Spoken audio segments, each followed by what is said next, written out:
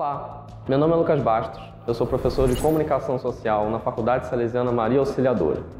E nesse vídeo eu quero falar com você, jovem estudante de publicidade, jornalismo, cinema, comunicação no geral, que tem um sonho de ser professor universitário um dia. Se você não tem o sonho, que pelo menos tenha a curiosidade de saber como é que isso acontece, como é que você chegaria lá. Então vem participar comigo desse bate-papo muito bacana, onde eu vou te dar 5 dicas de como fazer esse sonho se tornar uma realidade. Seja bem-vindo, seja bem-vinda ao nosso Comunicate.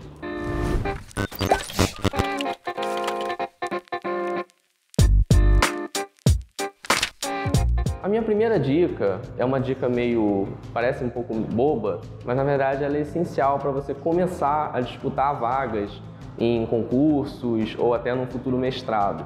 A minha dica é que você faça um currículo acadêmico. E parece meio estranho falar, né? Pô, eu sei fazer um currículo, eu boto lá curso de inglês, boto meus estágios, boto que eu sei mexer no pacote Adobe, pacote de Word, Excel, etc. E claro que isso é importante, mas um currículo acadêmico ele tem algumas coisas que são essenciais, que são específicas da área e que vão te ajudar nesses futuros concursos. Por exemplo, monitoria. Várias faculdades têm programas de monitoria, às vezes pagas, às vezes voluntárias, né? 0800 mesmo. Mas ser monitor é uma coisa muito boa. Primeiro porque você vai ganhar um pouco de experiência de sala de aula. Dependendo da monitoria, você faz mais aquele papel de ajudar o professor, fazer aquela ponte com os alunos. Mas dependendo do tipo de professor que você pega, da relação que você tem, você consegue até já ter uma experiência de realmente ensinar um pouco. Às vezes um conteúdo é você que passa para os alunos, você monta um pouquinho do plano de aula, monta uma apresentação. Claro, você não vai dar aula sozinho, porque isso nem é legal. Mas pelo menos um pouquinho de experiência de sala de aula você já ganha. E além disso, a monitoria, ela conta pontos para você em prova de títulos. Isso é muito importante num futuro mestrado, numa concorrência de concurso público ou até num processo seletivo de uma faculdade particular. Então fica de olho nas monitorias, quando elas aparecerem, tenta pegar e se for remunerada, melhor ainda, que pelo menos ainda entra uma graninha. Além da monitoria, fica de olho também nos programas de iniciação científica. Não são todas as faculdades que têm, mas se a sua faculdade ou universidade tiver, cara, cai dentro. Porque a iniciação científica é a primeira experiência acadêmica, verdadeiramente acadêmica, que você vai ter dentro da faculdade. Vai ser a sua primeira pesquisa, seu primeiro contato com norma ABNT, metodologia, aquelas coisas que assustam um pouco no começo, eu sei, mas, enfim, não é um bicho de 7 cabeças, você consegue lidar e você vai ganhar um novo olhar dentro da faculdade. Você pode ter sua experiência de mercado, mas você vai ter uma experiência acadêmica. E, de novo, é outra experiência que conta muitos pontos na hora de fazer essas provas de títulos, na hora de fazer um concurso. A iniciação científica é muito bem visto dentro da área acadêmica e se você já começar desde a graduação a exercitar esse lado pesquisador, melhor ainda. E falando dessa questão de pesquisador, é ótimo você estar em contato com outras pessoas que fazem pesquisa, que fazem ciência. Então, vá a congressos. Tá? A gente tem uma ideia um pouco de que congresso é bagunça, congresso é não sei o quê. Não é isso, assim. Existem congressos bem acadêmicos que você olha a apresentação de trabalhos de pessoas do Brasil inteiro, você tem contato com pesquisas de outras áreas, com outras mentes, outras cabeças. Isso é muito legal. Então, escreva trabalhos, se inscreva nesses congressos, vá conhecer pessoas e também tenha a experiência de apresentar trabalhos. Se você quer ser professor, você tem que desenvolver essa coisa de falar em público, se apresentar, passar uma ideia, ouvir também o feedback das pessoas. Então, o congresso é uma ótima experiência, né?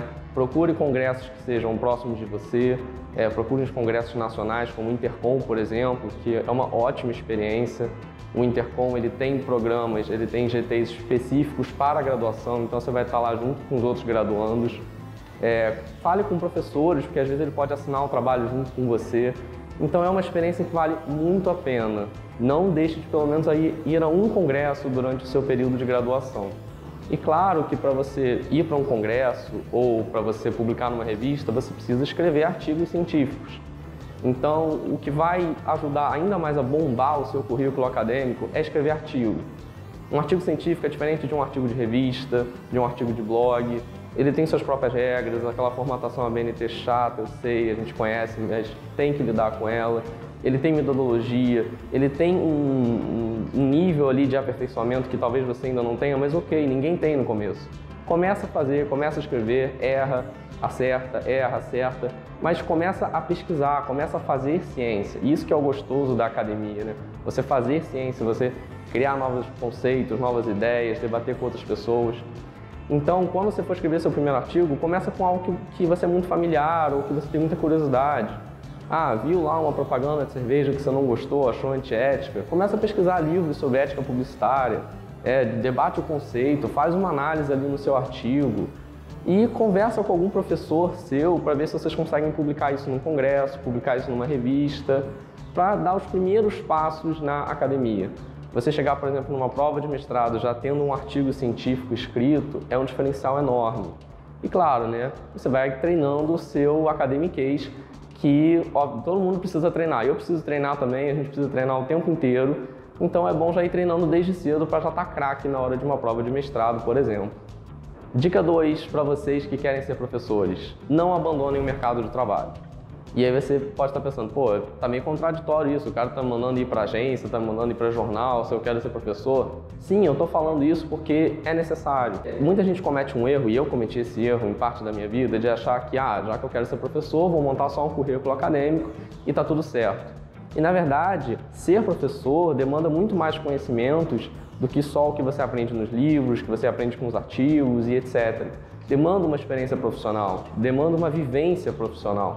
Então, se você quer ser professor de publicidade, por exemplo, é ideal que você já tenha tido alguma experiência de agência, alguma experiência empresarial, alguma experiência com freela mesmo, às vezes um projeto seu, um canal que você começou, uma fanpage que você começou. Tudo é experiência e tudo você pode trazer para a sala de aula. Além disso, vários processos seletivos de faculdade particular exigem que o profissional que está ali se candidatando para ser professor tenha tempo de mercado, às vezes 5, 10 anos de mercado. Então tem essa experiência para mostrar. Mas para além dessa questão de pré-requisito, de concurso, tem essa experiência para poder falar em sala de aula, para poder trazer o que você viveu, o que você acertou, o que você errou, porque isso enriquece muito a sala de aula. E claro, para uma questão mais, digamos assim, prática, muitas vezes o caminho para ser professor é um caminho lento, é um caminho que envolve muito estudo. E nesse meio tempo você precisa se manter. Então, se você estiver no mercado, se você tiver um estágio, um trabalho ou fizer alguns freelas, é um dinheiro que vai entrando enquanto você não consegue essa posição de professor titular, por exemplo. Então, não abandone o mercado de trabalho. Ele não exclui a academia e a academia não exclui ele. Tenta conciliar os dois, porque isso vai te ajudar muito na hora de se tornar um professor universitário. A minha dica 3 é para você que já está terminando a graduação ou já até terminou e agora está nessa luta para se tornar um professor titular de uma faculdade. A minha dica é: ofereça cursos de extensão. Na verdade, cada faculdade tem um nome, tem algumas que chamam de cursos livres, outros chamam de cursos de atualização, mas esses cursos de extensão, de maneira geral, são cursos menores, são cursos de às vezes de 8, 10, 12, 18 horas, que as faculdades oferecem não só para os alunos dela, mas para a comunidade em geral, para o pessoal de fora. Esses cursos não são dados só por professores da faculdade, eles são dados também por professores externos, não contratados da instituição. Então, se você tem um curso legal para dar, por exemplo, eu sei muito de marketing digital, é a área que eu gosto, oferece um curso, chega na faculdade, não precisa ser na faculdade exatamente, pode ser por e-mail, mas você chega e fala assim, tem um curso, o plano de aula está pronto, são tantas horas, eu preciso disso aqui só preciso do meu computador para dar aula, está pronto, vocês topam? Vocês vão surpreender que muitas vezes a faculdade vai topar, não é tão difícil assim. E eu estou falando de faculdade, mas na verdade várias outras instituições também aceitam esse tipo de curso. Bibliotecas, por exemplo, municipais, costumam dar esse tipo de curso. Às vezes outras instituições de ensino, colégios também já estão dando esses cursos. Então fica de olho nesses cursos de extensão, nesses cursos livres, porque primeiro eles são oportunidades para você ganhar experiência de sala de aula, Isso, se você quer ser professor, você tem que ter. Até quem já é professor fica sempre procurando novas oportunidades para aprender mais. E vários desses cursos são remunerados muitas vezes. Você ganha ali uma parcela do que foi o investimento total, da soma dos alunos. Então, às vezes, é até um dinheirinho que entra para você. Então, fica de olho nesses cursos. Se você tem uma bagagem bacana em um assunto, propõe. O máximo que você vai ter ou não, e o não a gente sempre já tem, Vamos batalhar pelo sim. Minha quarta dica para vocês é: preparem muitos planos de aula para matérias diferentes. Como assim? Digamos que você seja de jornalismo, por exemplo, você quer se tornar um professor de jornalismo. Sua área preferida é a assessoria de imprensa, é o que você gosta, é a área que você se apaixonou, etc. Você pode passar em um concurso para essa vaga de assessoria de imprensa. Claro, você pode dar essa sorte e conseguir. Mas várias vezes vão aparecer outros concursos de outras áreas. Vai aparecer concurso de redação, vai aparecer concurso de rádio, sei lá, jornalismo esportivo e por aí vai. E quando você for fazer esses cursos, você vai ter que apresentar para eles um plano de aula e normalmente vai ter uma prova de aula no qual você vai ter que dar uma aula sobre aquele assunto. E o ideal é que você esteja preparado. Então, o que eu sugiro para você é prepare vários planos de aula, assim, pega umas bibliografias básicas de cada assunto, por exemplo, os exemplos que eu falei, né, jornalismo esportivo, pega uma bibliografia de rádio e vai preparando um plano de aula. O plano de aula é um documento no qual você pega as disciplinas do período e vai dia a dia dizendo o que vai ser. A primeira aula vai ser sobre isso, a segunda aula vai ser sobre aquilo, os meus tipos de avaliação são esses e esses. Você monta lá, ementa a sua metodologia e está pronto. Então, quando essa oportunidade aparecer, você já vai estar com o plano de aula pronto. Ou, quando você for contratado, né, quando você atingir esse objetivo, dificilmente o professor novato chega escolhendo as disciplinas. Normalmente ele fica com as que sobram. E às vezes vai cair na sua mão uma disciplina que não é muito da sua área. Mas se você já tiver um conhecimento prévio, já tiver lido sobre o assunto, já tiver um plano de aula pronto, muito mais rápido. Você pega muito mais rápido e vai conseguir fazer uma aula muito melhor. Então, assim, é melhor prevenir do que remediar. Prepare muitos planos de aula mesmo. E agora eu vou dar minha quinta dica. Eu não comecei por ela para não dar um susto, mas talvez ela seja uma das mais importantes. Faça um mestrado. O mestrado assusta um pouco, né? Caramba, uma coisa muito de gente adulta, né? Ser mestre, não sei o quê. Mas não é esse bicho de 7 cabeças todo, né? O mestrado é o próximo passo depois da graduação. O mestrado são só 2 anos de estudo, né? 2 anos parece muito, mas não é, passa assim. Então, faça um mestrado, procure um mestrado nas faculdades próximas a você.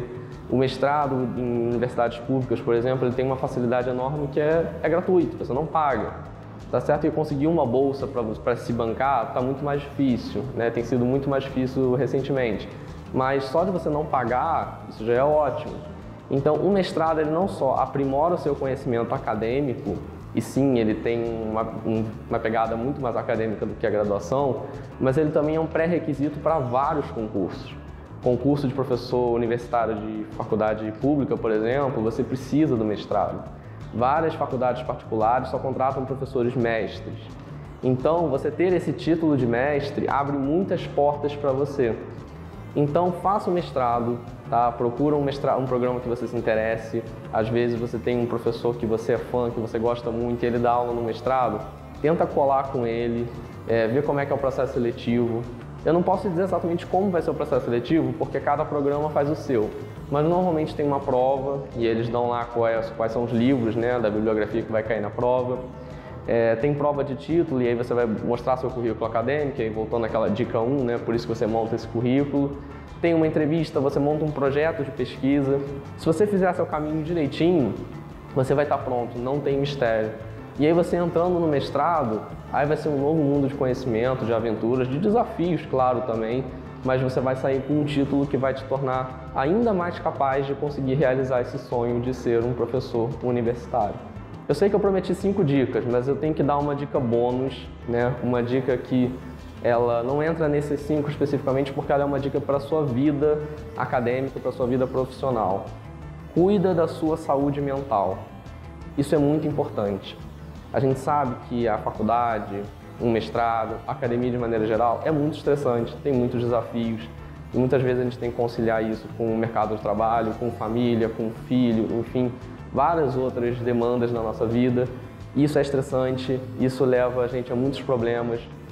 Existe uma ligação muito direta e incômoda entre academia e depressão, que a gente tem que falar sobre isso. Então, se você está nesse caminho, enfim, está cheio de objetivos e de metas, mas se você sente que não está bem, que não está legal, que está precisando de ajuda, procure ajuda. Não é só procurar ajuda de família, de namorado, não. Procure ajuda profissional, psicólogo, psiquiatra. Cuida da sua saúde mental. Claro, objetivos são importantes, metas são importantes, lutar por esse sonho de ser professor ou seja lá qual for o seu sonho é importante, mas a sua saúde mental também é, e na verdade ela é mais importante. Então, se cuida. Não vale tudo por um diploma, não vale tudo por um emprego, e é só o que eu posso falar para você. Se cuida. Espero que vocês tenham gostado das minhas dicas de como se tornar um professor de comunicação. Claro, eu falei muito da minha área, se você for de outra área, várias das dicas também vão caber para você. Eu espero que você aproveite elas, né? Que você veja a profissão com outros olhos, né? E eu espero ver vocês de novo aqui no Comuniquês para ver mais vídeos sobre a nossa área, né? Ou se você não conhece ainda a nossa área, vem porque é muito bacana. Obrigado, pessoal. Valeu!